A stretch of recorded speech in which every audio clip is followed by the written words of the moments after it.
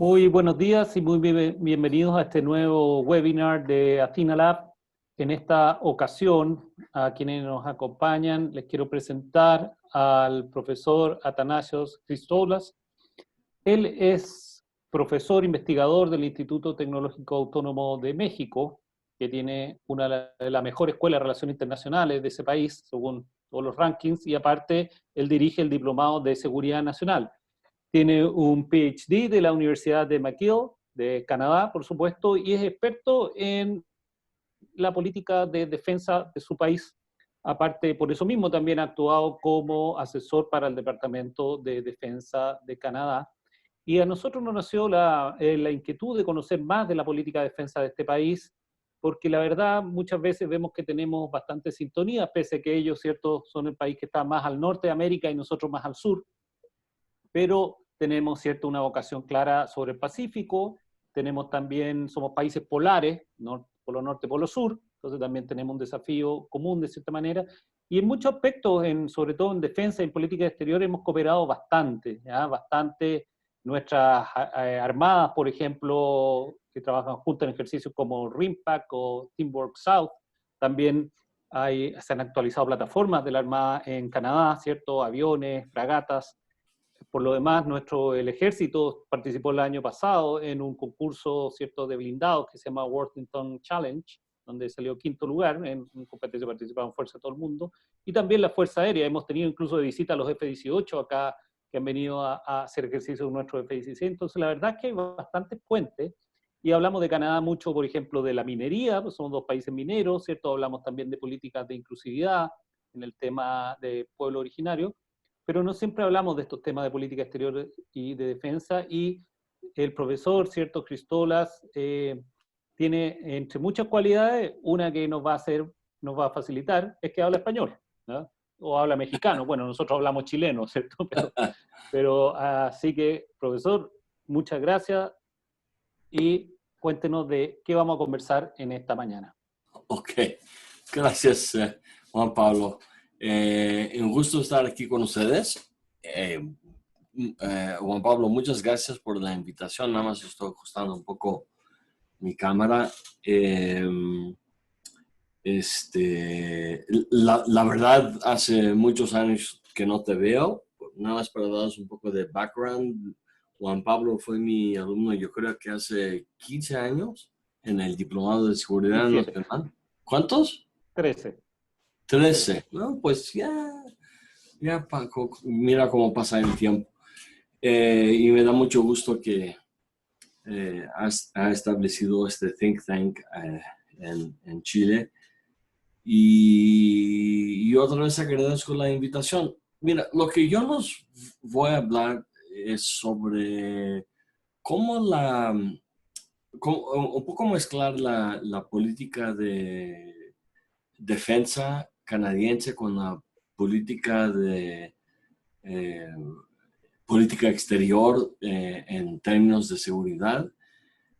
Y mostrar de cómo los canadienses han visto las amenazas para el país, o sea, cómo han visto su seguridad nacional y sus amenazas de seguridad internacional, y cómo han contestado en términos de su política de defensa. Y voy a empezar diciendo, Juan Pablo, mencionaste el Pacífico como un caso en particular. Yo sé que Canadá participa activamente en RIMPAC, porque si hay un foro, es la mejor manera de hacer que los canadienses participen en algo es establecer un foro. Es una broma que decimos en Canadá, que, make it an international organization and invite, and Canada will be there, ¿no? Pero que lo iba a hablar al final, pero lo quiero mencionar muy rápido ahorita, que realmente Canadá no pone tanto atención en términos de assets, ¿no? En términos de, no invierte mucho en su capacidad pacífica, porque el enfoque más para los canadienses es Europa, la OTAN, por supuesto, la prioridad para Canadá es la OTAN y ahorita voy a hablar por qué. Y también, como mencionaste, hemos empezado a poner algo de atención sobre el Pacífico, sobre el Ártico, pero el Ártico es un caso un poco raro que sí vale la pena discutir un poco porque no es tan blanco y negro eh, que se ve, que vamos a decir que las actividades de Rusia en particular están vistos como una amenaza muy, muy clara, como mucha gente piensa. De hecho, es curioso que entre todas las cosas y todas las interacciones que tenemos con Rusia, incluso dentro del contexto obviamente dentro del contexto de la OTAN, hay algo que se llama el Arctic Council, donde participan todos los países que tienen algún tipo de interés con el Ártico y ha funcionado relativamente bien. Y es curioso que Putin en este contexto sí está dispuesto a negociar, a ser flexible y, y hay un gran número de analistas, incluso miembros del ejército y la marina canadiense que dicen que deja que los rusos intentan hacer lo que quieren hacer allá porque es imposible. Ahorita llego, porque lo que quieren hacer es imposible más bien. No ahorita, pero casi al final llego a esto. Pero para empezar quiero decirnos un poco, no es tanto histórico eh, lo que voy a hacer, pero sí suena un poco histórico en el sentido que son fechas anteriores. Pero lo que ha pasado anteriormente nos dice mucho de las percepciones que tenemos sobre el ejército canadiense y la política exterior canadiense y que mucha gente están equivocados, francamente, de cómo ven la política de defensa de Canadá y la política exterior canadiense. Para empezar, obviamente, la percepción de los canadienses y su política exterior de seguridad es que somos los nice guys, no, los que pues, siempre puedes contar para el Consejo de Seguridad como un miembro permanente o para operaciones de paz. En particular, esta percepción sí se matizó un poco con el primer ministro Harper, ahora con Trudeau, incluso Trudeau justamente cuando entró mencionó que una prioridad para los canadienses es que busca, curiosamente, o sea, dijo que vamos a buscar una misión de paz en África para participar. Y de hecho hay una percepción entonces que Canadá son los peacekeepers, el ejército canadiense es para peacekeeping, ¿no? Bueno, Canadá inventó ese tipo de misión, ¿no? ¿Mande? Canadá es el país que inventó conceptualmente la misión de paz. Canadá es el país que inventó las misiones de paz que como las entendemos hoy. En 1956, la primera misión fue durante la guerra de Sinai en el Medio Oriente. Y Lester B. Pearson, que eventualmente se volvió a ser primer ministro canadiense, sugirió una misión para separar la tropa de Israel de la tropa de Egipto para que no se matan, ¿no? Y por eso ganó el Nobel Peace Prize. Y desde allá como que empezó esta percepción que los canadienses son peacekeepers.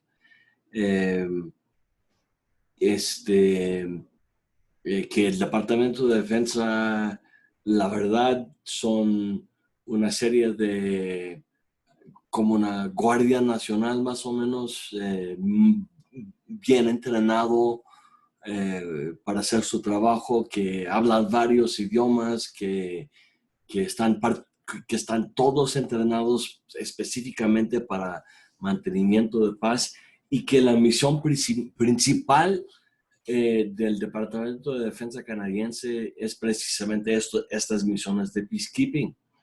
Los voy a decir que la verdad no puede ser más lejos de esto. Porque Canadá tiene una historia muy, muy larga. De hecho, este periodo de la Guerra Fría, empezando en 1956 hasta 1990, es la percepción que nosotros quedamos como planeta, vamos a decir. Y esto ayuda a Canadá en términos de su política exterior. Pero esta percepción que los canadienses son los peacekeepers, los bonitos, los guapos que hablan varios idiomas, etcétera, etcétera, nos conviene totalmente, obviamente. Pero la verdad no es esto. Históricamente, antes de 56, hasta la Segunda Guerra Mundial, e incluso durante la Segunda Guerra Mundial, y definitivamente después de la Segunda Guerra Mundial, Canadá es un país que participa en misiones con los aliados, misiones militares, o sea, con misiones de combate, pero con los aliados. El importante de subrayar aquí es que Canadá no tiene una capacidad militar independiente. O sea, es muy difícil que los canadienses vamos a decir, declaran la guerra contra otro país y se arman algún tipo de reacción. La política canadiense de defensa es de desplegar tropa, pero únicamente con los aliados. Y aparte, más que esto, con un hegemono. Primero Gran Bretaña, y después de la Segunda Guerra con Estados Unidos y la OTAN. Y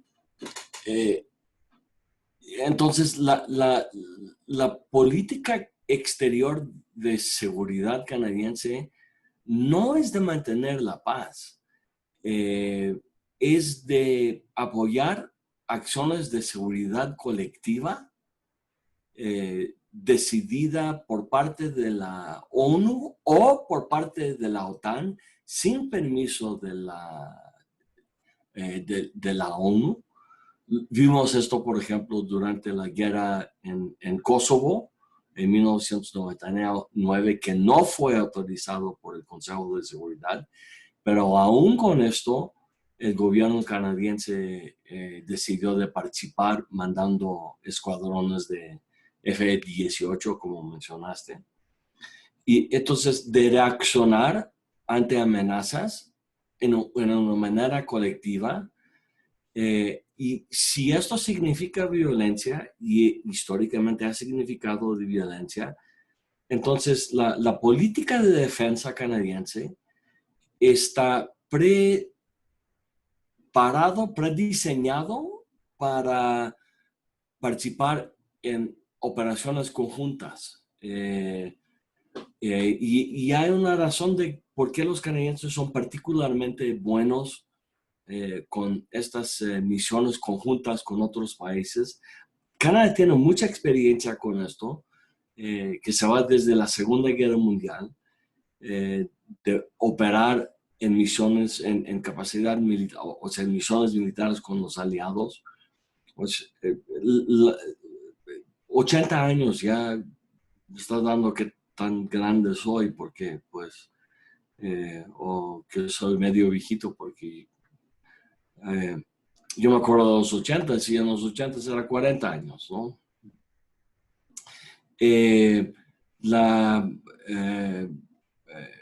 Entonces, la capacidad militar canadiense no es para peacekeeping. Peacekeeping está totalmente secundario como objetivo. El objetivo, la política de defensa canadiense es de complementar los aliados, y lo voy a decir así, complementar los aliados en operaciones operaciones militares. Y la política de seguridad de Canadá, en términos de política exterior, es de actuar de una manera colectiva ante amenazas. a la seguridad nacional. Entonces, esto de peacekeeping, realmente, si mencionas con elementos del ejército canadiense, en particular los que tienen rangos relativamente grandes, coronel y arriba, o capitán de navío arriba, y mencionas esta cosa de peacekeeping, realmente se van a molestar. Realmente se enojan. Y de hecho, tengo un amigo, tengo varios amigos, por un amigo que que era el número 2 en la operación de Afganistán, que era el adjunto en la misión en Afganistán. Lo pregunté un día si valió la pena la misión en Afganistán. Y me dijo, yo lo estaba preguntando en términos de sí o no Canadá logró algo para Afganistán, pero él lo tomó de una manera diferente. Y él dijo que sí, valió la pena. Pero la razón que valió la pena era porque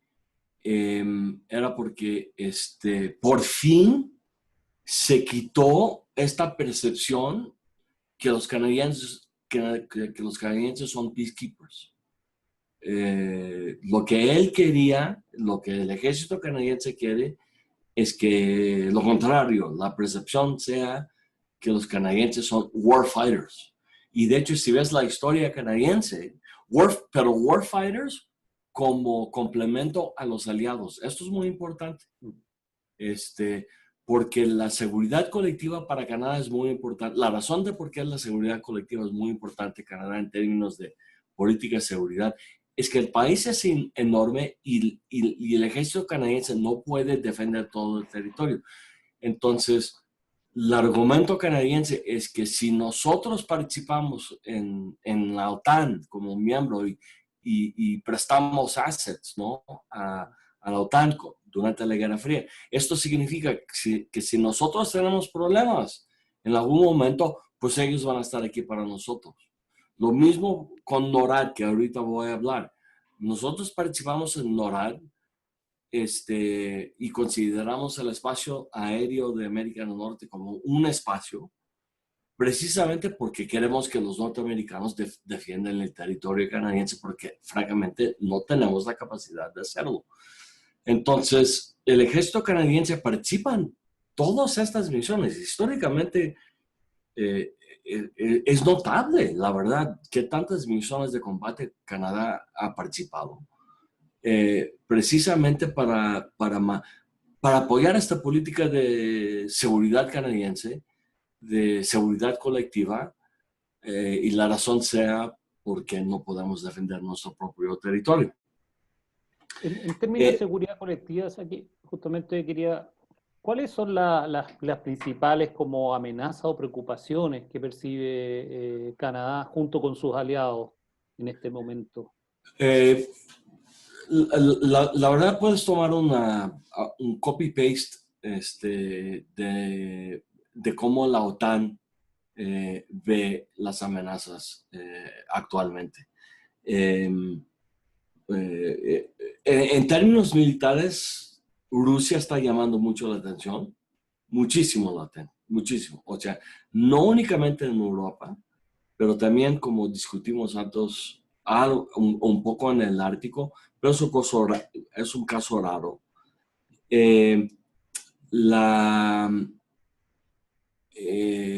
Terrorismo definitivamente es, de hecho, sí, la amenaza principal canadiense, la amenaza de la seguridad nacional canadiense principal es el terrorismo, y esto significa que el gobierno canadiense combate el terrorismo dentro del territorio canadiense, pero también fuera del territorio canadiense. Es una misión de la OTAN constante, prácticamente, vamos a decir, en términos, siempre la OTAN está vigilando esta situación y listo para reaccionar si es necesario, y Canadá también está siempre listo para reaccionar ante esta amenaza.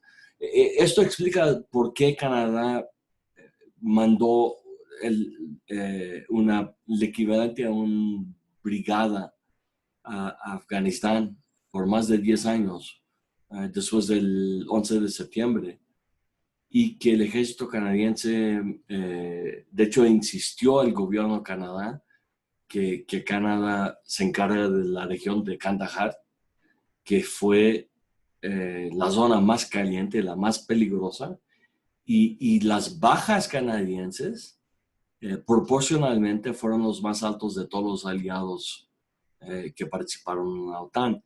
Y fíjate que no es que somos orgullosos de esto, pero el hecho que obviamente proporcional que murieron chavos, ¿no? Más bien el gobierno canadiense, el ejército canadiense está orgulloso que Canadá participó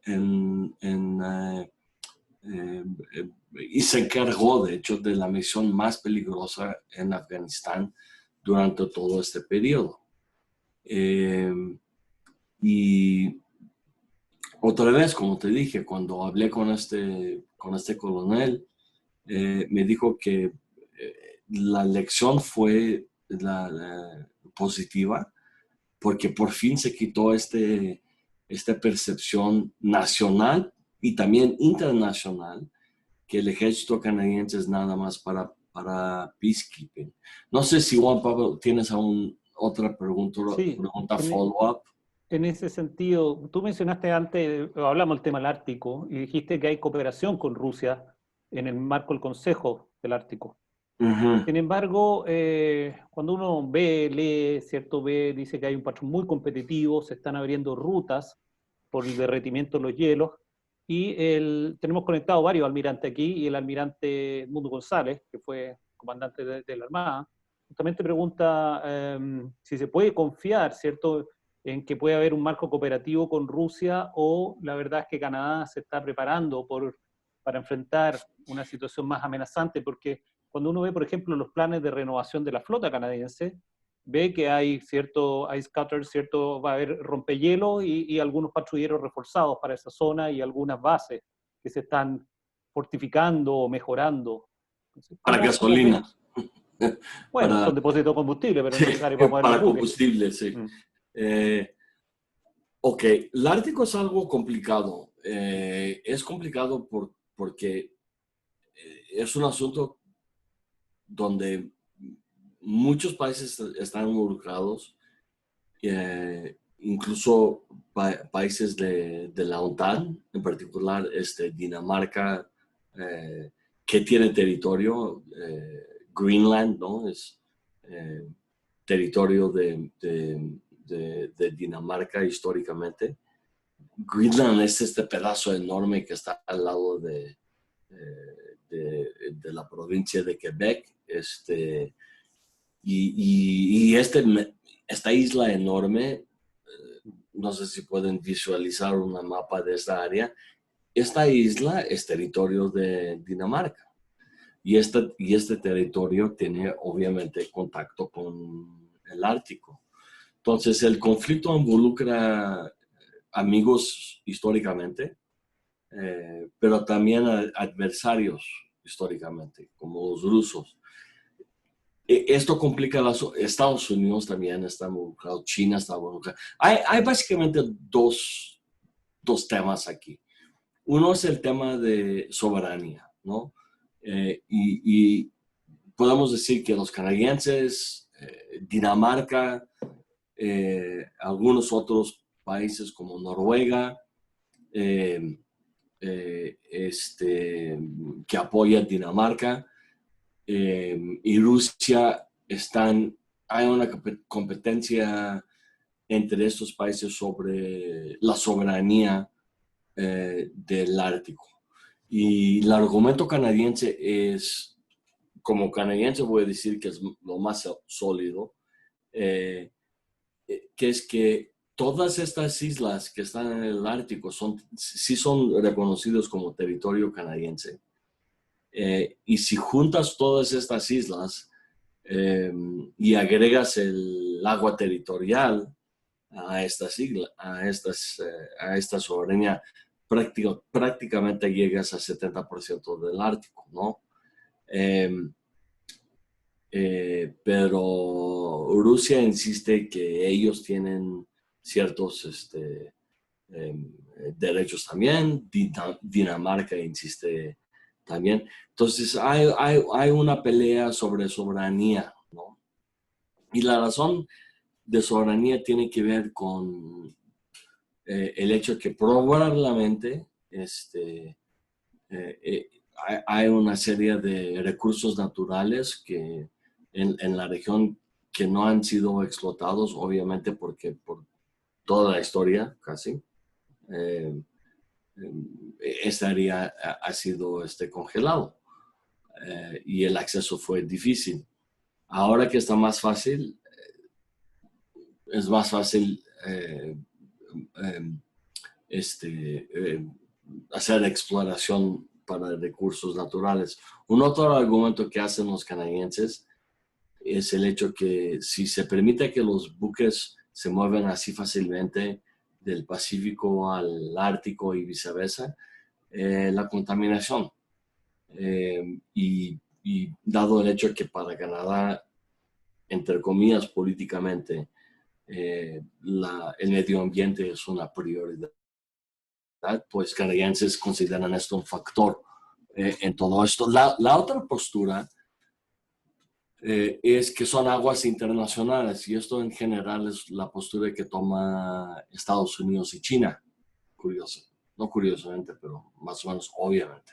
De hecho, históricamente Estados Unidos siempre ha argumentado que es territorio que es internacional, ¿no?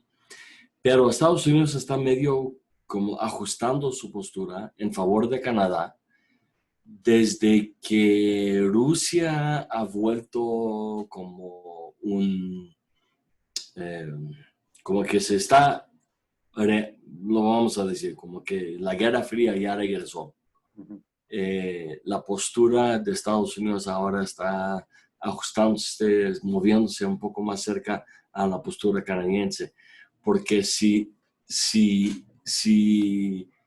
un país va a controlar el territorio, conviene mucho más para Estados Unidos que es territorio canadiense, obviamente, que en vez de que es territorio ruso. Pero en todo esto, hay algo que se llama el Arctic Council, ¿no? Y el Arctic Council, el Consejo Ártico, junta a todos esos países para discutir el manejo del asunto, pero también el manejo de los asuntos diarios del Ártico. Y por el momento las cosas van bien. Rusia está dispuesta a negociar y es flexible. Y la postura por muchos canadienses, incluso gente que están en el ejército y la marina, es que las cosas no son tan mal como los primer ministros tratan de presentarlo, en particular Harper, el primer ministro anterior, como Harper quiere presentarlo. Aparte, hay un grupo de expertos, y esto cuando digo expertos, o sea, gente de la Marina, que dice, deja que los rusos hacen lo que hacen. Es imposible mantener algún tipo de presencia significativa en la región porque es tan difícil. Hay dificultades, obviamente dificultades, incluso ya cuando se va a volver de ser como Cancún en como 20 años. Hay una serie de dificultades que nunca van a ser logrados, nunca van a ser superados. Rusia ahora sí tiene tiene en el Ártico técnicamente la presencia más significativa viene por parte de Rusia. Incluso Rusia ha mandado un reactor nuclear vía buque que sí llamó mucho la atención, que el peligro que esto significa de mandar un reactor nuclear por buque al Ártico, precisamente a esta zona, vamos a decir, y que sí están tratando de a lo mejor convencer gente de mudarse allá. Eh, y sí lo está costando mucho trabajo, y aparte el costo de mantener esta presencia es absolutamente enorme. Entonces, hay gente muy inteligente en Canadá que están diciendo, déjalos gastar el dinero, no van a lograr nada. Ahora, al mismo tiempo, la postura canadiense sobre el Ártico en términos de seguridad es que es territorio soberano canadiense, y como reacción, la política de defensa ha sido de tratar de incrementar la presencia canadiense en la región. Canadá realmente no mantuvo una presencia en el Ártico porque el acceso era casi imposible. Entonces, históricamente lo que hizo el primer ministro canadiense es cada 5 años volaba al Ártico, ponía una bandera canadiense y decir que es territorio canadiense. Pero era más para Estados Unidos y Rusia porque estaban usando sus submarinos para cruzar el Ártico. Pero Canadá, la verdad, no tenía ninguna manera de controlar esto. Entonces, lo que hacían los primeros ministros anteriores es poner una bandera, tomar fotos y ya.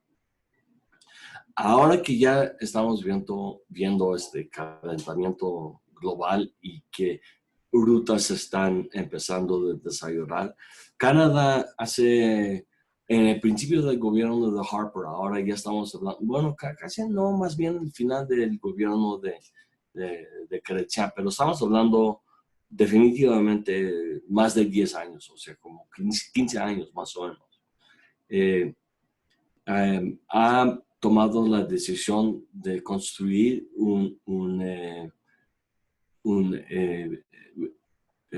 una capacidad naval de rompehielo, pero al mismo tiempo armado. O sea, piensa como originalmente el plan era como una corbeta, algún tipo de buque tamaño corbeta, aproximadamente 1,000 to 1,200 tons, con capacidad militar limitada, pero con helicóptero, ¿no? Con un pad para un helicóptero, y rompehielo clase 5, que significa literalmente en el medio del invierno puede romper. Y el plan original era 8 de estos buques. Ahora, ya 15 años después, ya con recortes presupuestales, etcétera, creo que ya son 4 o 5 buques con capacidad 3, creo. O sea, la inversión canadiense para mantener una presencia ha bajado, vamos a decir. Y tiene que ver, yo creo que esto tiene que ver con 2 cosas. Uno tiene que ver, por supuesto, con el asunto de presupuesto. O sea, no hay dinero. Y después de la guerra de Afganistán y el sobreuso del equipo canadiense, se requiere una inversión significativa. Podemos hablar de esto en un momento, sobre qué están priorizando en términos de adquisiciones. Pero la otra razón es lo que mencioné sobre el Arctic Council, que las cosas no son tan mal con Rusia como que están en Europa. O sea, si comparas la relación entre Canadá está encargado de la misión en Estonia para defender el país, todo el país. Una brigada en esto. Con una brigada. Good luck on that one, ¿no? Pero el chiste es que si estás allá, lo hace menos posible que los rusos van a hacer algo, porque si atacan, matan canadienses, no matan únicamente ciudadanos de Estonia. Y matar canadienses significa que todo la OTAN se involucra. Entonces los canadienses están en Estonia y la relación allá en la frontera, vamos a decir, entre Rusia y Canadá está terrible. O sea, diario hay incidentes, ¿no? Y obviamente Rusia está usando las herramientas de social media, ¿no? Para tratar de complicar la vida de la tropa canadiense, acusando a la tropa canadiense de violaciones de mujeres en Estonia, que no es cierto. O sea, haciendo lo que hace Putin, básicamente, ¿no? Con Facebook. Pero la relación está terrible, pero el Consejo Ártico está raro. Totalmente lo contrario. Y es un poco, o sea que nos cuesta trabajo entender por qué esta diferencia. A lo mejor lo que pasa es que Putin reconoce que es una región difícil y realmente nos va a costar mucho. Lo que dicen varios en la Marina y el Ejército canadiense, good luck, let them do what they want to try to do, a ver qué logran con esta inversión. No tienen, incluso como te mencioné, este rompehielo corbeta, ¿no? De clase 2 o clase 3. Incluso Rusia no tiene este tipo de buque. Ahora, los canadienses todavía no están, o sea, están en construcción. Y quién sabe si el proyecto va a ser reducido aún más. Pero no creo. Creo que ya nos quedamos con esto que como 4 buques estilo Corvette clase 3, 2.5, 3. O sea, para el verano, básicamente. Aquí quería preguntarte de otra área en específico, porque está, por ejemplo, el general Oscar Izurieta, que fue jefe del ejército. También está el almirante Ramiro Navaja, que fue agregado naval canadiense. Está también general Cristian Chateau. Están todos preguntando un poco de Latinoamérica, ¿ya? A través porque el almirante Navaja menciona la Global Engagement Strategy, ¿cierto? Hay otras iniciativas de México and Beyond and the Caribbean. También hubo mucha cooperación en un momento con Chile, específicamente a través de Armada y de todas las Fuerzas Armadas también en un momento. ¿Qué prioridad representa, tratando de unir estas 3 preguntas, Latinoamérica para Canadá o ciertos países para Canadá o ciertas áreas? Por ejemplo, el general Izurieta mencionaba que ya casi hace 9 años, en 2011, en Halifax, en este foro de seguridad, se acordó trabajar Canadá y Chile en Centroamérica. Y personalmente a mí me tocó ver en Haití a las policías de Chile y Canadá trabajando muy activamente en formar policías en Haití. ¿Hay algún interés o hay menos interés de la actual administración de Trudeau en Latinoamérica o en México nomás, que es parte del antiguo NAFTA-TEMEC hoy día? ¿Hasta dónde alcanza? Sí, la respuesta corta es que no, Juan Pablo. América Latina no es una prioridad para Canadá. La verdad nunca ha sido una prioridad para Canadá. Había un momento que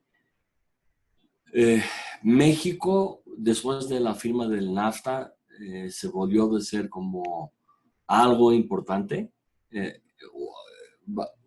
cierto nivel de importancia, por una esperanza que el país se va a democratizar y volver a ser un miembro de la comunidad internacional tipo OECD, que de hecho México sí es OECD, pero, o sea, OECD como Canadá, no OECD como López Obrador. Y no pasó. Y hay un cierto nivel de decepción por parte de Foreign Affairs Canada sobre el desarrollo de México en ese sentido. Hay también un poco de sentido de competencia con México por atención por parte de Estados Unidos, que como que nosotros queremos ser los, o más bien, nosotros, Canadá dice que tiene la relación especial con Estados Unidos y había un momento que el presidente Bush, 43, dijo que la relación más importante, hay una relación especial con México y los canadienses se ponen en pánico de por qué está diciendo que México es el país más importante para Estados Unidos. O sea, un cierto nivel de competencia dentro del contexto de NORAD. Había un interés por parte de Estados Unidos que México participa en NORAD. Cuando Fox era presidente y después incluso cuando Calderón era presidente, sí México tomó medidas serias, medio serias, para ver qué es esto de NORAD. Mandó observadores. De hecho, incluso yo creo que la misión de observadores sigue siendo activo. Pero para Canadá, la bronca fue que, ok, mira, la manera de cómo funciona NORAD es que el comandante es norteamericano siempre y el subcomandante, el lieutenant commander, es siempre canadiense. Ahora, si México se vuelve a ser miembro de NORAD, ¿qué va a pasar con eso? Que los canadienses siempre son los número 2. Esto va a cambiar entre México y Canadá. Y había un cierto nivel de como que preocupación que los canadienses no querían tomar órdenes, no querían recibir instrucciones por parte de elementos militares mexicanos. De recibir instrucciones de los norteamericanos, that's not a problem. Pero de los mexicanos, como que los tocó un poco un nervio, ¿no? Mucha actividad en el Caribe, como mencionaste, pero lo que hace Canadá en el Caribe son mantenimiento de paz, es mantenimiento de paz, variación de mantenimiento de paz, ¿no? O sea, como mencionaste, la policía en Haití, mucha actividad de este tipo en Cuba, mucha inversión canadiense, principalmente por las mineras, por la minería en Cuba, pero también en reformar el país, profesionalizar las fuerzas policíacas. Pero eso es parte de la misión de peacekeeping, que como mencioné en el principio, no es prioridad para Canadá. Incluso, mira, cuando gana Trudeau, el hijo, ¿no? Una de las primeras cosas que dijo que va a hacer es buscar una misión y lo digo así, que sonó muy raro a muchos, que va a buscar una misión para África. O sea, no es que va a esperar para que el secretario general pida ayuda, es que los canadienses van a ir buscando dónde pueden mandar 500 elementos, ¿no? En África. Bueno, esto se cambió porque llegó justamente en el momento cuando Rusia invadió a Ucrania y anexó a Crimea y de repente despertaron los europeos a lo que estaba diciendo Putin y había mucha presión que Canadá manda tropa para apoyar en los países bálticos. Y en vez de mandar los peacekeepers a África, lo que hizo Canadá fue de mandar tropa a Estonia. Entonces el proyecto de peacekeeping fue como secundario. La prioridad es la OTAN. La prioridad es la OTAN, Estados Unidos, los países europeos son más importantes que América Latina. Polonia, honestamente, es más importante para Canadá que... No me gusta decir esto, pero es la verdad, que Polonia es más importante precisamente porque Polonia está en la línea, está allá con Rusia, ¿no? Y los canadienses ya vamos 80 años de algún tipo de problema con los rusos, o sea, acabando la Segunda Guerra Mundial. Y esto está como realmente parte de la conciencia canadiense, que la prioridad es Europa y la OTAN y la amenaza es Rusia. Y que defensa tiene que enfocarse a esto. Fíjate nada más, me gusta dar esta estadística, ¿no? Que en el caso de, como justamente después de como un par de años después de la que Rusia anexa a Crimea, los canadienses mandan una contingencia bastante grande a a Ucrania, para apoyar a una contingencia de no combate, obviamente, bastante grande a Ucrania, para apoyar a este país para enfrentar a la guerra con Rusia.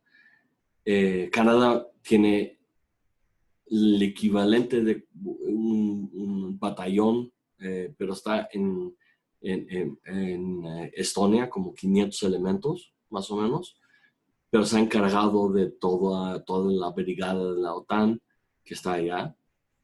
Hay más elementos, mucho más elementos en Europa que en América Latina.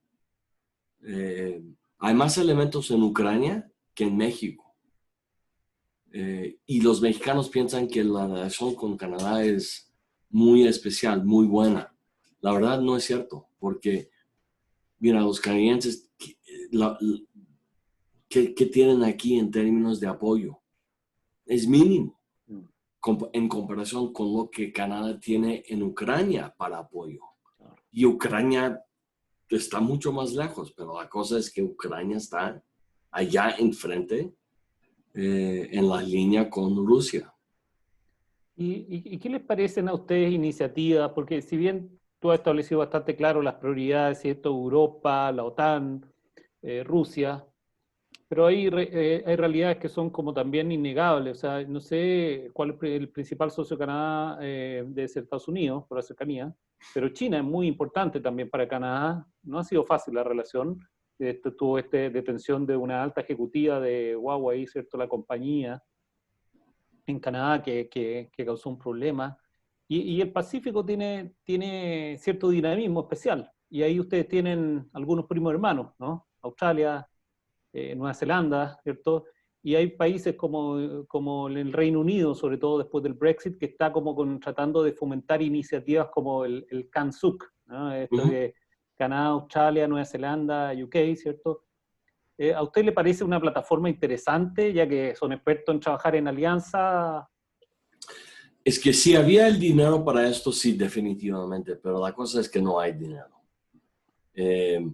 Y como mencionaste, Canadá puede, tiene países, it's got friendly countries, ¿no? That can do the job for Canada. Perdón por decirlo en inglés, espero que todos entendieron. Y mencionaste Estados Unidos, Australia y Gran Bretaña son los tres países que están manejando para Canadá la amenaza militar que representa China, francamente. Pero sí, Canadá, los dos bases principales navales de Canadá, uno es en Halifax, el otro es en Vancouver. pero la prioridad es Halifax porque la prioridad es Europa, ¿no? Eh, mira, si piensas en todas las cosas que Canadá tiene que cubrir, ¿no? Sí. El asunto del terrorismo, el asunto de Rusia, el asunto del Ártico, y a esto agregar el asunto del Pacífico, ya no hay dinero. Es un país chico, es un país con una población de 35 millones de personas, un presupuesto militar de 20 a 21 mil millones de dólares al año, que sí pone Canadá en el top 10, pero fíjate que Australia gasta más que Canadá y Australia es un país más chico que Canadá. Y Australia realmente ve, la amenaza que Australia ve con Rusia es mucho más directa que la amenaza que Canadá ve con Rusia. Ahora, esto de las detenciones de ciertos empresarios por parte de los dos países, Canadá, China, es un asunto diplomático. Desde la perspectiva canadiense es un asunto diplomático. Entonces, no es algo que Canadá está preparado para, en ninguna manera, de hacer algún tipo de declaración más allá, que es algo que se tiene que buscar una solución diplomática a este problema. El país simplemente no tiene la capacidad. A lo mejor nos gustaría tener una presencia significativa y realmente cada vez que hay RIMPAC,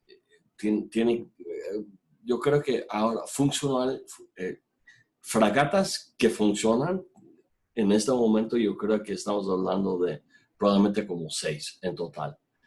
Entonces, cada vez que hay RIMPAC, Canadá tiene que mover la mitad de la flota del Atlántico al Pacífico para participar. Y después cuando acaba el RIMPAC los regresa al Atlántico. Porque un otro asunto significativo, por el hecho que los europeos consideran la piratería en África importante, los canadienses también lo toman en serio. Y quiero decir algo sobre esto. Parece que como que los canadienses están oye, ¿por qué hacer caso a los europeos, no? O sea, si la bronca para Europa es el cono africano, bueno, no el cono africano, the Horn of Africa, ¿no? En el oeste. ¿Por qué? Y allá el argumento siempre ha sido que si nosotros estamos allá para ellos, ellos van a estar allá para nosotros. Canadá, como mencioné al principio, no tiene ninguna capacidad, ni pretende de tener una capacidad de defender su propio territorio. Incluso lo que hace en términos de gastos militares son especializados. Canadá especializa. No es como un gran potencia. Como México, por ejemplo, es un país que trata de hacer copy-paste versión chico de que es una gran potencia. Tiene un poco de todo. Los canadienses no hacen esto. En términos navales, por ejemplo, Canadá tiene una marina de aguas azules, técnicamente, pero no hay ninguna capacidad de abastecimiento. Entonces, la única manera de que Canadá tiene un Blue Water Navy es porque la Marina canadiense se junta en task forces con los aliados y los aliados son los que tienen el equipo de abastecimiento y por ende Canadá puede decir que tiene un Blue Water Navy. Al respecto de eso, tú me enseñaste esto, de que la naturaleza de las armas que uno compra revela la amenaza que está mirando. ¿Ah? ¿No me lo enseñaste tú? Tú dijiste que íbamos a hablar justamente de que las adquisiciones. ¿En qué está pensando Canadá? Ya mencionaste un poco la flota, ¿cierto? Eligió la fragata tipo 26 para reemplazar la Halifax. pero también sus F-18, ¿cierto? Están bastante antiguos, muchos necesitan renovación. Entonces, cuéntame un poco en qué está, porque nosotros también en algunos tiempos, sobre todo en el plano naval, vamos a tener que mirar también planes de renovación y probablemente más adelante en plano aéreo y también en plano terrestre. Okay. En el momento hay tres grandes proyectos en términos de adquisiciones. Uno es un nuevo Surface Combat Vessel. Así lo llaman los canadienses. Es como un medio mezcla entre una fragata y un destructor un poquito más grande que una fragata, pero un poquito más chico que un destructor. Multipurpose, anti-sub, air support. Puede ser un poco de todo. Es típico Canadian adquisición, ¿no? Como un compromiso entre todo. Un compromise, más bien, que es lo que hacen los canadienses. Como mencionas, el Halifax ya está muy viejito, ya está definitivamente ha pasado su vida útil. Y este nuevo buque ya lo están construyendo, ya está bajo, ya el contrato ya se emitió. Y sí va a ser, pues según lo que dicen, un buque con... un buque definitivamente diseñado para complementar un task force con aliados, o sea, no es... o para defender aguas territoriales por su cuenta, pero si va a ser un buque Blue Water, nos va a costar mucho a los canadienses mantener esta capacidad por su cuenta. Canadá tenía 2 o 3 buques de abastecimiento que perdieron hace como 5 años. El gobierno está adquiriendo como 2 buques de abastecimiento. Pero insisto, el propósito de este nueva Surface Combat Vessel es para complementar a los task force de los aliados, que también incluye el Pacífico en ese sentido. O sea, los task force norteamericanos, Canadá sí participa, como mencionaste, y sí va a seguir participando, pero la prioridad va a ser Europa. En términos aéreos, ¿por qué está allá sí hay un problema muy serio porque Canadá usa el F-18, lo compramos en los años 80, fue más bien un interceptor fantástico, sigue siendo de alguna manera. Pero la única cosa es que el airframe canadiense del F-18 ya está sobreusado. Entonces Canadá necesita un nuevo avión, un nuevo interceptor. I'll say it in English, ¿no? Pero el gobierno de Trudeau insistió que no quiere comprar el F-35. Hay algunos problemas con el F-35. Obviamente hay problemas muy serios con el F-35, pero para los canadienses hay un problema significativo con el F-35 que tienen nada más una turbina. Y por el hecho que los canadienses usan este avión en el Ártico, hay una preferencia por las zonas de safety, ¿no? De seguridad, que hay por lo menos un avión de 2 turbinas. Se limita mucho las opciones cuando tienes este requisito. Pero la cancelación del F-35 tiene que ver más con razones políticas que con este argumento. Si quitas el F-35 no hay muchas opciones. Canadá ahora está viendo el Super Hornet, el Super F-18. Y lo que está haciendo mientras es comprar airframes usados de Australia que no tienen tanto uso del F-18. O sea que parece que Canadá va a seguir usando el F-18 hasta que el gobierno decide qué quiere comprar. Y hay muchos argumentos que favorecen el F-35, hay otros que favorecen el Eurofighter, etcétera, etcétera, etcétera, etcétera, etcétera. No sé cómo se va a resolver esto. Aparte, no sé por dónde va a venir el dinero para esto. Finalmente, después de 10 años de combate en Afganistán, la capacidad del ejército tal cual está muy, muy limitado ahora. También el equipo, Canadá usa el Leopard 2, el tanque Leopard 2 de Alemania, pero, o sea, pasó una década, o sea, el equipo pasó una década en Afganistán, está como que casi constantemente bajo reparación o mantenimiento.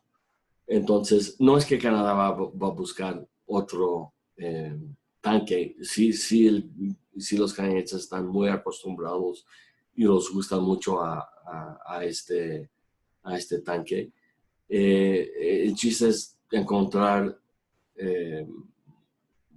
algunos que están en venta que todavía tienen vida útil, principalmente de otros países europeos. O sea, lo que quiero decir es que hay mucha presión sobre el presupuesto. El presupuesto, sí, como mencioné, es 21,000 millones de dólares al año. Pero para un país desarrollado, vamos a decir, este presupuesto, para tratar de cubrir lo que quiere cubrir Canadá, no es tan grande y no ha crecido. O sea, proporcionalmente no ha crecido mucho. Ahora, sí, Canadá está tomando, como los otros países europeos están tomando esto del 2% del gasto en serio, y están tratando de buscar maneras de incrementar este argumento de Trump de incrementar a 2%. Pero de los países de la OTAN, Canadá proporcionalmente es uno de los países que gasta menos. Apenas, yo creo, arriba de 1%. O sea, está muy, muy bajo. Muy, muy bajo. Y sí está recibiendo mucha presión por parte de Estados Unidos de gastar más. Pero la cosa será de dónde encontrar el dinero para esto. Ahora, agrega COVID a este asunto. Si había problemas presupuestales antes de COVID para tratar de reequipar el ejército y la marina canadiense, la Fuerza Aérea también, ahora va a ser, yo creo que yo estoy esperando que no van a cancelar los proyectos del buque ártico, del Surface Combat Vessel, el F-18, pero definitivamente vamos a esperar un poco hasta que se recupere la economía. Ahora no hay dinero para nada, Juan Pablo. Y qué bueno que mencionas COVID, porque bueno, estamos todos sufriendo la pandemia, todos los países con distintos ciertos comportamientos.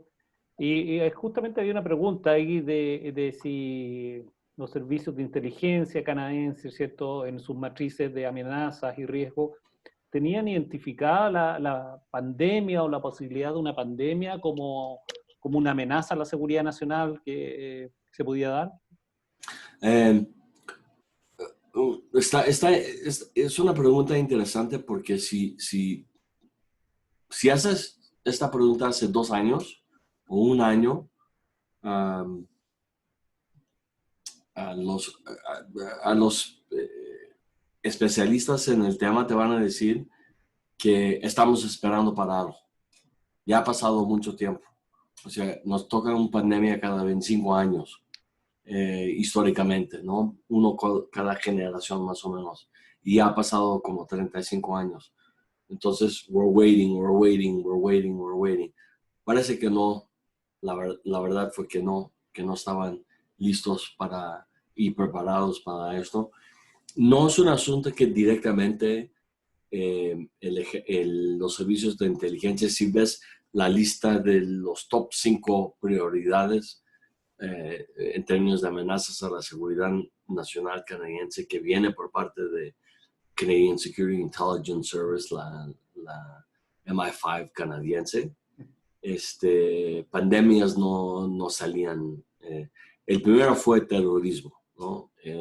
Proliferación nuclear, por Corea del Norte, etcétera, ese tipo de cosas. Pero pandemias no. Pero sí hablaban de esto, como todos los países hablaban que estábamos esperando. Y eso es curioso, es una buena pregunta porque Canadá sufrió un ataque de COVID, versión 1, SARS, ¿no? Hace yo creo 15 años, 20 años, ahora justamente después del 11 de septiembre, donde fue un copy-paste de lo que estamos, el virus fue un copy-paste, atacó Toronto, fue uno de los países, Toronto fue una de las ciudades más afectadas, pero lo lograron contener. Y esto fue COVID-1, COVID, vamos a decir COVID-002, ¿no? O 02. Y nos tocó esto todos por sorpresa en Europa y en Canadá y en Estados Unidos. Y salió de nada. Había confianza, vamos a decir, que el WHO, no tanto en China, pero que el WHO va a estar atrás de lo que está pasando, ¿no? Las cosas evolucionan. Nos dimos cuenta ahora que el WHO, pues el World Health Organization, discúlpame, se equivocó en varias cosas. Y que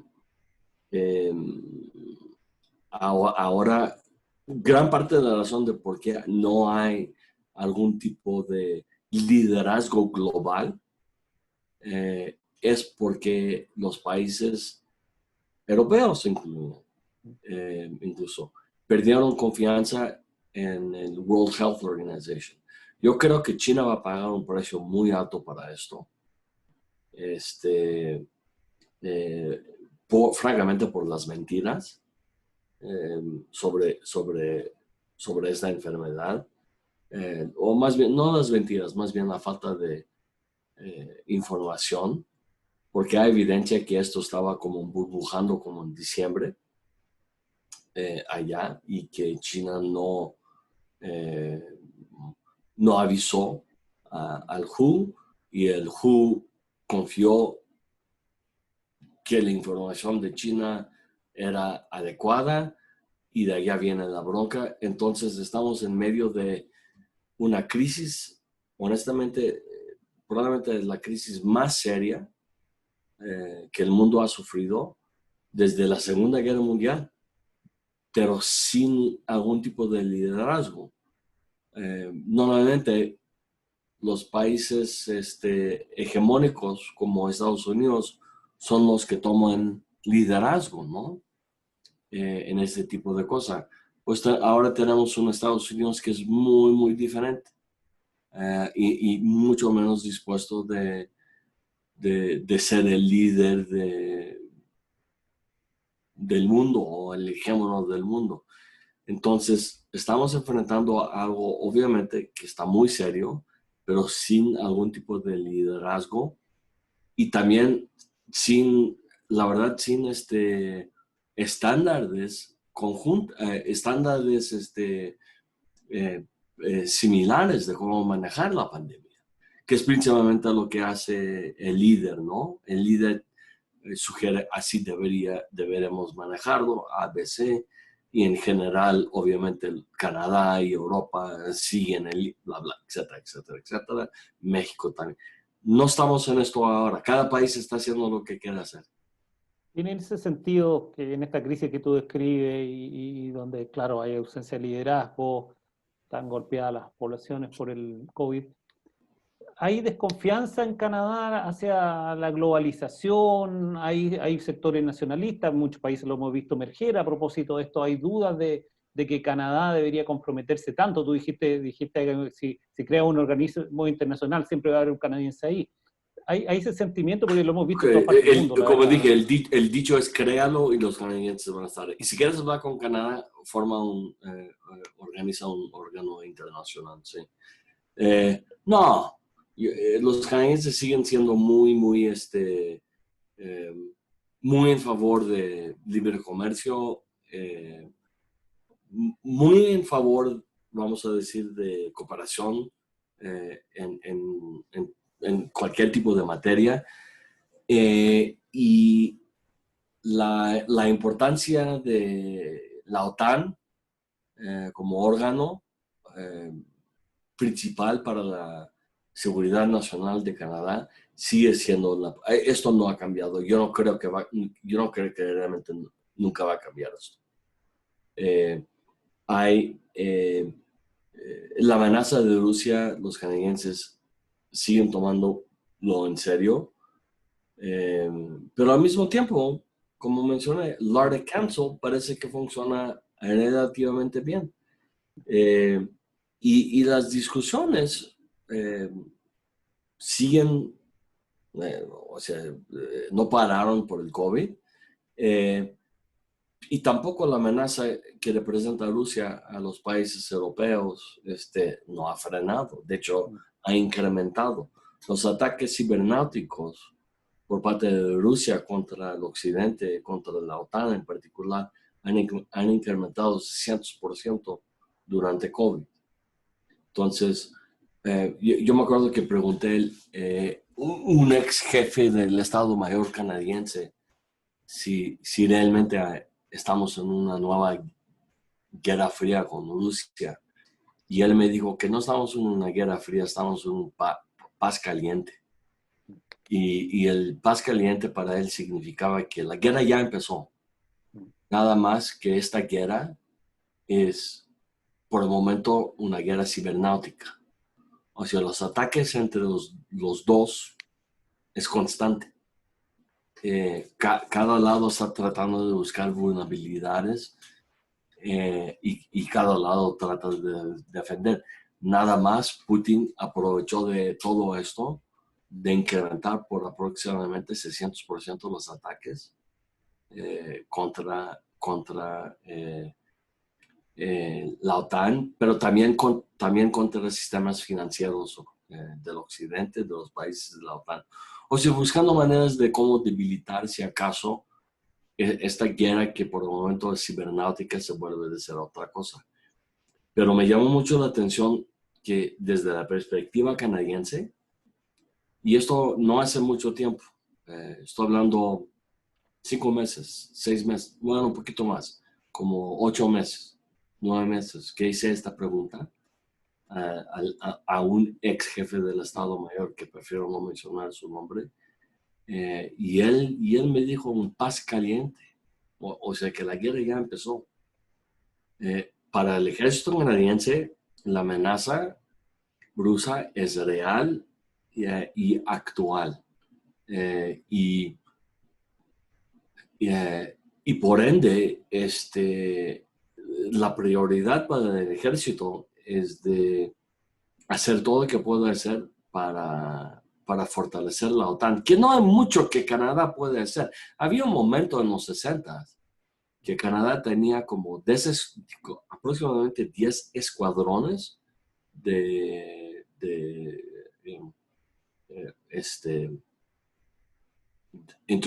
nuclear interceptors, que estaban dispuestos con bombas atómicas tácticas, un poquito más grande que tácticas.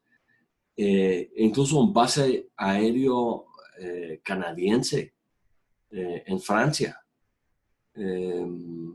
con 10 escuadrones. En los 60 la presencia canadiense fue muy significativa. En este momento, y todavía hay dos razones. Una razón es que si nosotros apoyamos a ellos, como dije antes, ¿no? Si nosotros apoyamos a ellos, ellos van a apoyar a nosotros, ¿no?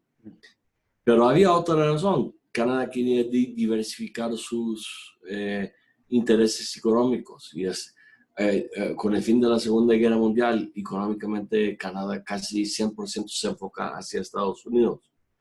Y lo que pasa con esto es que pues hay la preocupación que si tienes demasiado dependencia con un país, pues ¿qué puede pasar?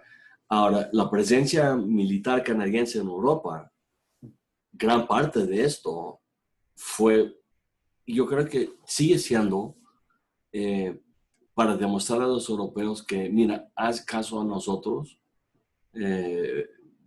y queremos ver si el comercio puede ser la segunda etapa. Fracasó totalmente porque los europeos no están interesados en la economía canadiense para nada.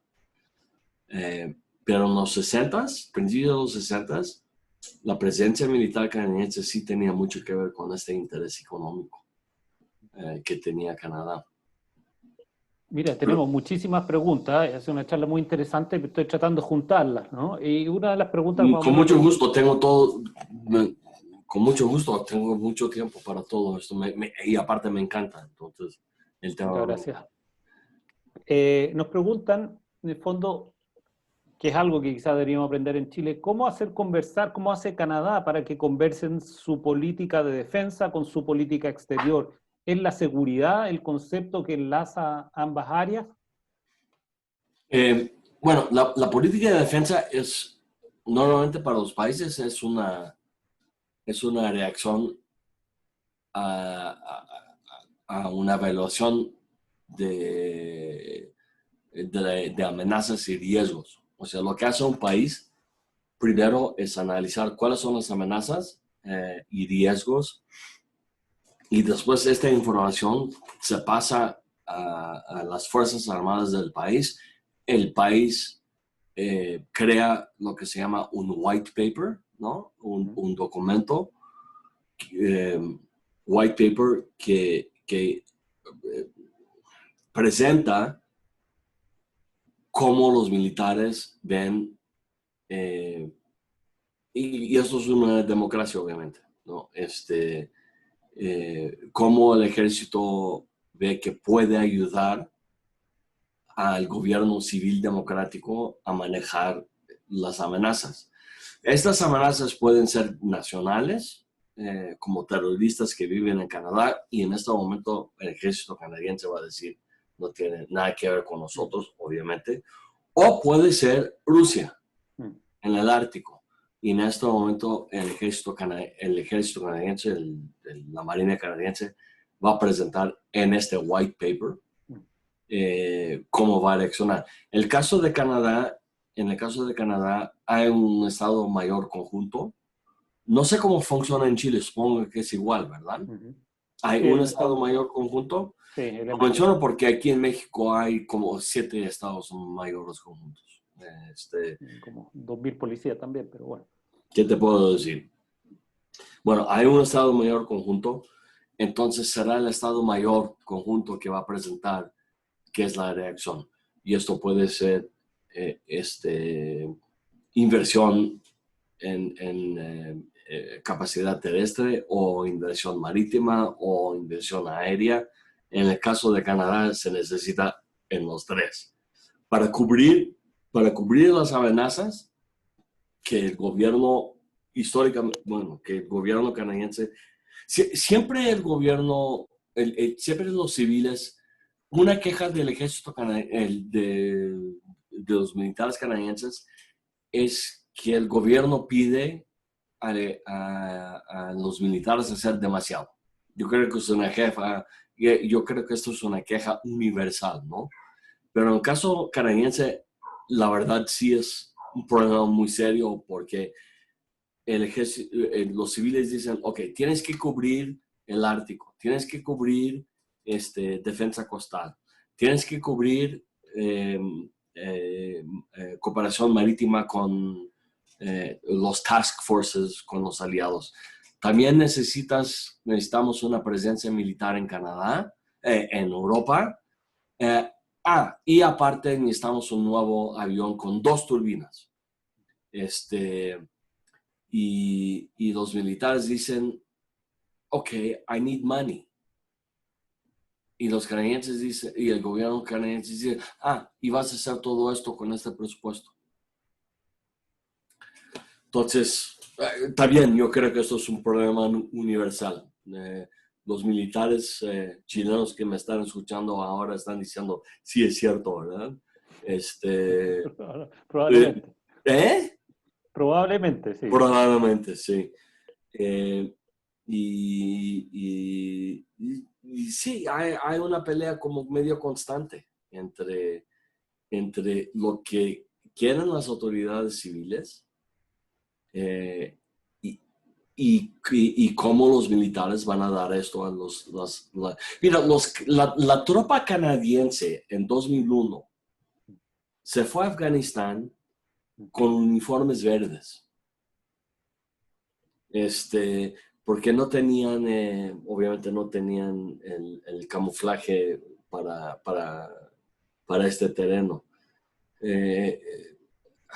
Fue como medio vergüenza, ¿no? O sea, cuando salió esto en las noticias, afortunadamente en pocas semanas ya el gobierno consiguió un uniforme correcto, pero el gobierno de Canadá, para mostrar lealtad con Estados Unidos, quería de inmediato mandar tropa a Afganistán. Incluso Bush dijo que, sabes que no, la verdad no te necesitamos, ya estamos bien. Pero Chrétien insistió que quiere mandar tropa a Afganistán. Pero los mandó con equipo, con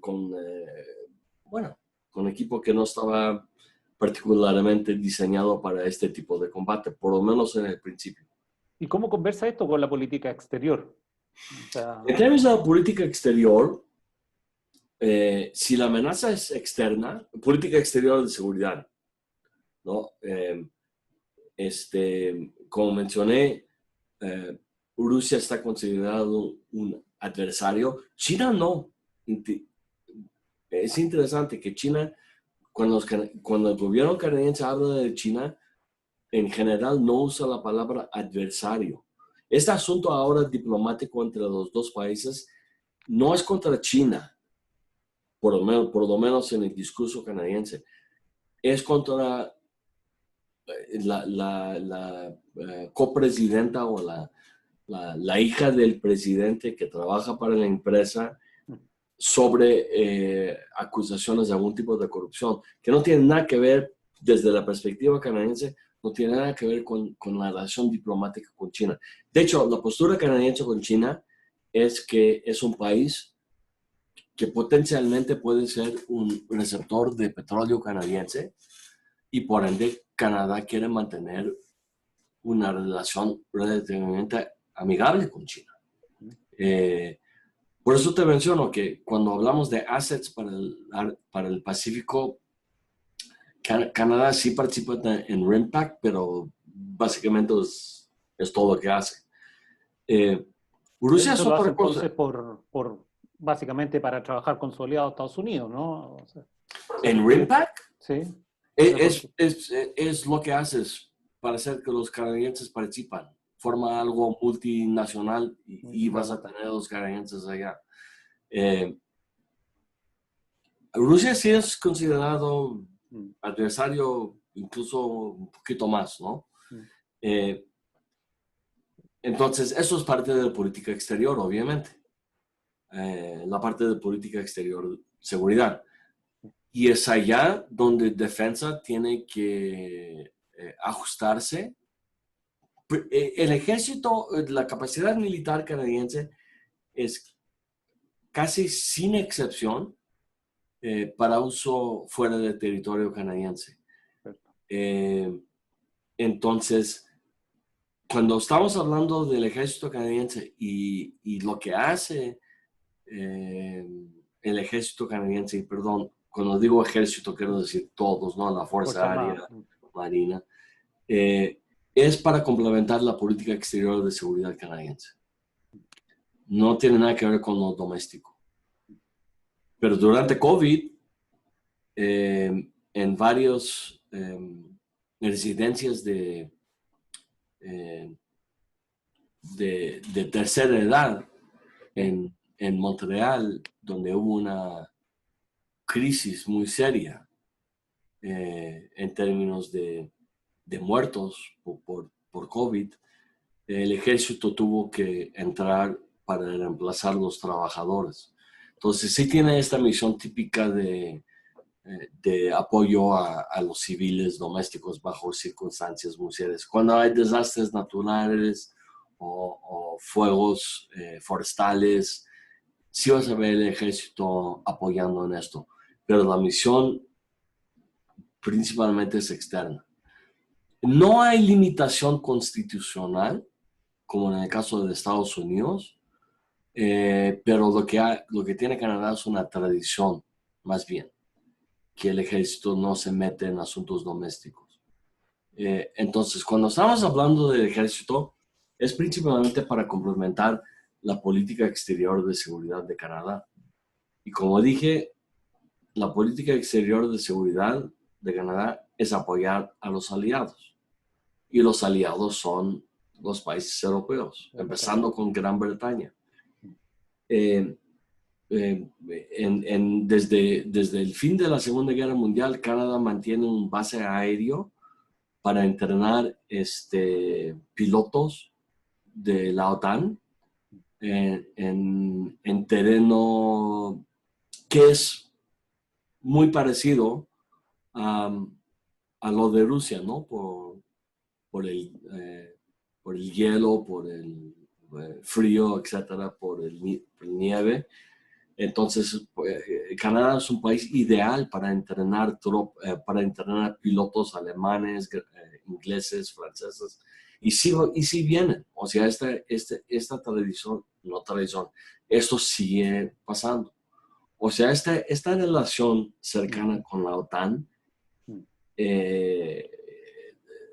será muy difícil que llegue al punto que los canadienses lleguen a decir que la OTAN no es importante para Canadá. Yo no veo esto pasando. Y ya para ir concluyendo, aquí el comandante Peñaranda, que estudió allá, que es de la Armada, que ha estado muy activo aquí con las preguntas, pregunta what's next para Canadá, o sea, ¿qué viene para Canadá? Vamos a ver, las prioridades seguirán siendo las mismas, ya las delineaste, ¿cierto? Terrorismo, Rusia, OTAN, ¿cierto? Trabajar con aliados. Canadá puede innovar, puede buscar otras áreas de interés, va a posicionarse va a seguir posicionada como uno de los potencias G7. ¿Cómo ves tú que tu país va a evolucionar? What's next? Yo creo que es NORAD. Yo creo que la prioridad ahora, honestamente, es un nuevo avión para fortalecer la capacidad de NORAD, porque Rusia está cada vez más probando las defensas aéreos en el Ártico y Canadá no quiere que llegue al punto donde Estados Unidos tiene que cubrir la tarea canadiense, ¿no? Entonces, la prioridad, honestamente, es un nuevo avión. Es el F-18 que tenemos ahora ya no sirve para nada, la verdad. Más del 60% de los assets aéreos canadienses están para NORAD. Y el otro 40% es para Europa. Yo creo que what's next for Canadá es un enfoque, una gira aún más seria hacia de ver Rusia como una amenaza. Ahora es adversario, como mencioné. La palabra que usamos es adversary. Yo creo que como va Rusia ahora,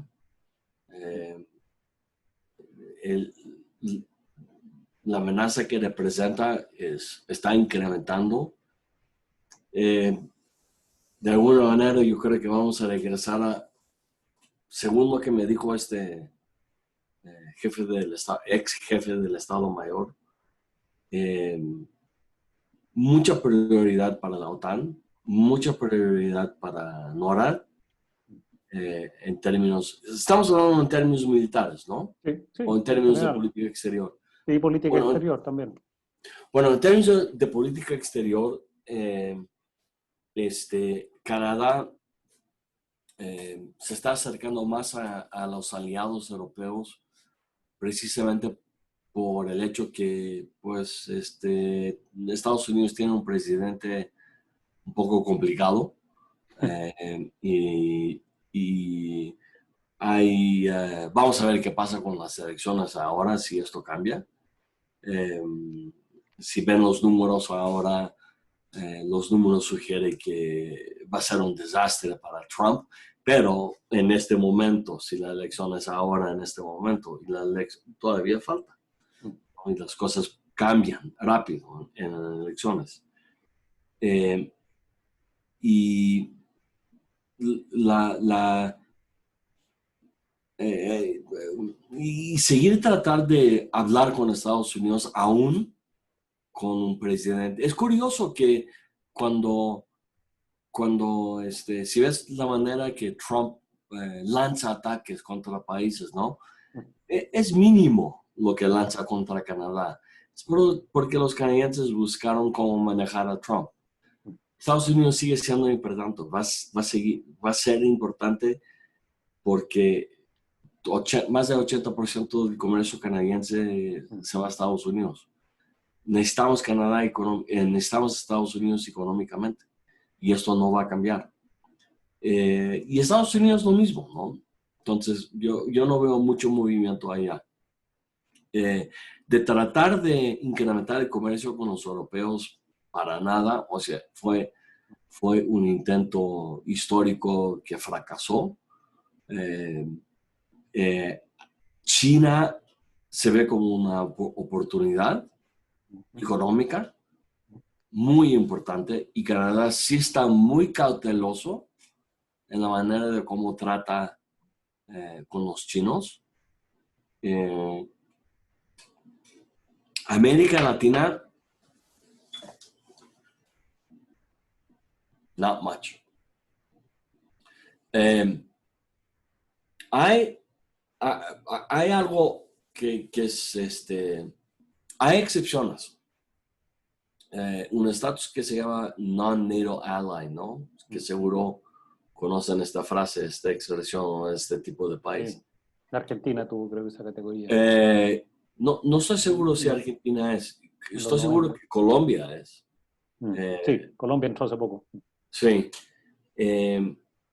Si Chile tiene interés de hablar más con los canadienses y hablar más con los países europeos, y a lo mejor copiar el modelo canadiense, australiano, vamos a decir, tipo australiano-canadiense, el estatus de non-NATO ally no es algo necesariamente negativo.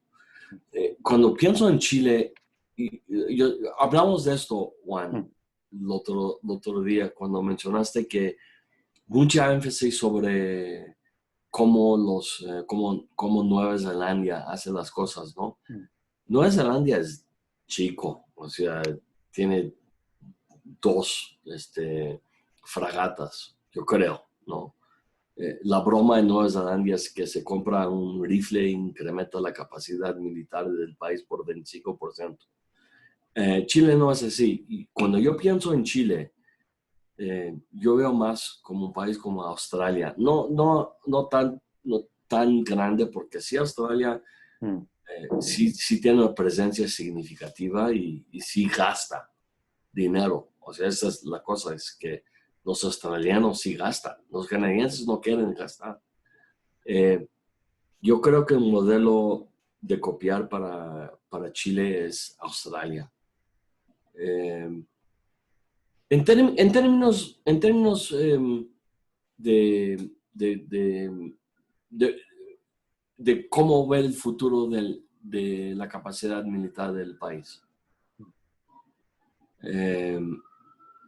Especializado, no enfocado en todo, o sea, lo que se puede hacer, también significa que mucho más énfasis en capacidad naval que en otros, que las otras áreas, a lo mejor también como área secundaria, la Fuerza Aérea.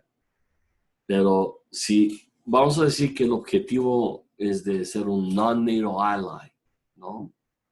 El primer paso es la capacidad marítima, la capacidad naval del país. Porque si manifiesto mi ignorancia, no sé cómo Chile ve, qué tipo de relación Chile tiene con China, pero si los chinos si Chile está viendo a China de alguna manera como adversario, a lo mejor en Antártico, ¿no? Non-NATO ally status no es necesariamente algo negativo, pero sí significa una inversión más significativa en la capacidad naval del país. Pero yo sé que Chile también tiene problemas locales, con vecinos, ¿no? Han bajado últimamente, obviamente, pero es como algo como medio, tengo entendido, como siempre algo medio presente, ¿no? Existe alguna tensión siempre, algunas reclamaciones. Es como misma situación como los canadienses, o sea, demasiado áreas de enfocar, poco dinero. Pero non-NATO ally significa que son tus aliados. ¿Sí me explico? O sea, el argumento canadiense es que, mira, no podemos defender el territorio canadiense por nuestra cuenta, entonces si cooperamos y ayudamos, ellos van a estar allá para nosotros. Bueno, si Chile llega a tener el estatus de non-NATO ally, la probabilidad que alguien se mete en asuntos de Chile a nivel local baja. Es un estatus significativo y importante. Cuando Trump no es presidente, por supuesto. Pero quién sabe qué va a pasar en noviembre, ¿no? A lo mejor las cosas cambian y entra otra persona que sí toma las alianzas y las amistades y las relaciones con sus aliados de manera más seria. Que es importante para los canadienses, es importante para México, supongo que es importante para Chile. Perfecto, Saki. Con esta reflexión final queremos concluir este webinar, agradecer la gran participación que tuvimos, ¿cierto? Había mucho interés. Notamos en el tema Canadá porque los chilenos tenemos que saber, aprender más de Canadá, la verdad que no sabemos mucho, y tú nos has enseñado mucho de prioridades, ¿cierto? Quizá algunos creíamos que los canadienses, el Pacífico tal vez era algo más significativo en términos de prioridades, porque queremos creerlo también. Hay wishful thinking, porque somos del Pacífico, en el caso de Chile, y vemos que ahí cómo calibra, sí, la cosa es que es muy importante aprenderlo. La cosa es que para Chile totalmente el enfoque es el Pacífico, ¿no? Claro. Para Canadá no es cierto, tenemos atención dividida. Exacto. Entonces, eso, la oportunidad de conocerlo, claro, de alguien con conocedor como tú, con experiencia, ¿cierto? Contacto en el Departamento de Defensa también allá de Canadá, ha sido muy interesante. Y los invitamos a todos los que participaron a seguir integrándose a estos webinars para hablar de estos temas tan interesantes de seguridad, defensa, política exterior. Te mando un gran saludo, espero verte algún día ya en persona, conversaremos, ¿cierto? Y por supuesto, te invito a seguir atento a las actividades de Afinalab. Igual, si alguien tiene algún comentario o pregunta o queja o lo que sea, tú tienes mi correo, te pido si con mucho gusto lo compartes con los participantes del webinar. Con mucho gusto. Me encantaría recibir preguntas, comentarios, quejas, incluso quejas. Tú me conoces, no me molestan las quejas. Así es. No, de todas maneras, así que con este mensaje que le pasaste a nuestro asistente, si alguien quiere su contacto, se lo vamos a pasar también. Saki tiene este libro, Canadá, Política y Gobierno del siglo XXI, una recopilación de distintos autores, y uno de los pocos libros que hay sobre Canadá en español. La verdad que se consigue en México, lamentablemente no acá, no sé si está el ebook, ¿no? Pero quien quiera aprender más... ¿sí? Con mucho gusto comparto el ebook version. Ya es un poco viejo, entonces yo no creo que haya problema. Perfecto. Así que eso, te deseamos salud también en estos tiempos de pandemia y ya estaremos conversando. Así que buen fin de semana y muchas gracias, Saki, de nuevo. Me gusto de verte otra vez. Bueno, hasta luego. Hasta luego. Chao. Gracias.